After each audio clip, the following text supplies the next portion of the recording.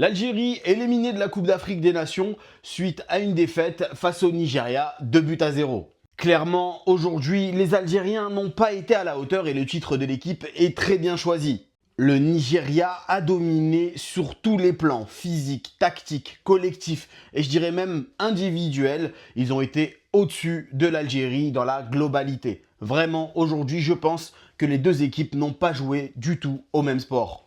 Je disais avant la rencontre que le match se jouerait au milieu de terrain et ça a été le cas puisque entre Zerouki et Chaibi, l'Algérie a vraiment eu beaucoup de mal à sortir les ballons. Boudaoui n'a pas fait le match qu'il aurait dû faire également et donc on se retrouve face à une équipe nigériane bien structurée, bien en place, très dangereuse sur chaque offensive, coup de pied arrêté ou même sur les transitions, vraiment ils ont été bons partout et l'Algérie incapable de ressortir le moindre ballon, incapable d'aller trouver Amoura très esselé durant toute la rencontre et donc finalement elle s'est contentée de subir une grande partie du match et notamment en première période.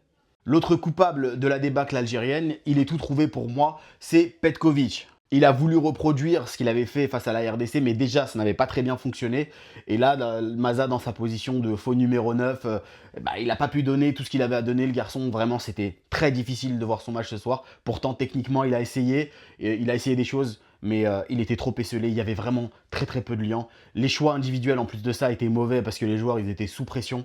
Et donc, c'est au coach de réagir dans ces moments-là. Et Petkovic n'a pas du tout réagi. Normalement, dès la mi-temps, il doit y avoir des changements, avec une entrée peut-être de Bounedjah notamment, avec une entrée d'un ailier plus percutant, en la personne de Boulbina. Mais ça n'a pas été fait. Et pour moi, il est totalement responsable, puisque 45 minutes, tu subis, tu reviens des vestiaires avec le même état d'esprit, avec le même 11, rien n'a changé, et tu prends un but d'entrée. Voilà. Au final, il attend d'être mené 2-0 pour réagir, c'était déjà trop tard. Évidemment, on ne peut pas parler de ce match sans parler de l'arbitrage absolument scandaleux de Issassi, mais je tiens à dire une chose. 1. Toutes les insultes, les menaces de mort envers l'arbitre, etc., je cautionne absolument pas. 2. Ce n'est pas lui qui te fait perdre ce match. Tu perds ce match parce que tu n'es pas capable de gérer tes émotions, parce que tu n'es pas capable de jouer au football et parce que tout simplement, le Nigeria a été meilleur que toi. Mais, il faut le signaler, l'arbitrage a été très mauvais sur toute la rencontre. Et comment ne pas parler de cette action? Dès la première mi-temps, on a eu cette fameuse main dans la surface avec le bras totalement décollé et aucune intervention de la VAR. Pas de pénalty sifflé par l'arbitre. Bref, ça, franchement, c'était assez scandaleux. Alors que derrière, on a été capable d'attendre 15 minutes pour revoir le sauvetage de Rami Ben Sebaini sur la ligne. On aurait pu faire un show du Super Bowl pendant ce temps-là, tellement la vérification a pris du temps. Bref, tout ça pour dire que l'élimination était totalement méritée pour les Algériens. La marche était juste beaucoup trop haute. Quand tu es incapable de cadrer une frappe sur toute la rencontre, quand tu es incapable de te créer des occasions franches, j'ai le souvenir de 0 occasion franche parce qu'il n'y en a pas eu.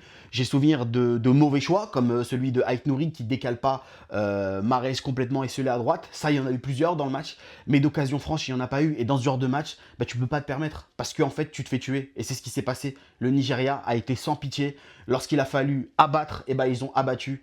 Et voilà, c'est tout. C'est comme ça, c'est le haut niveau.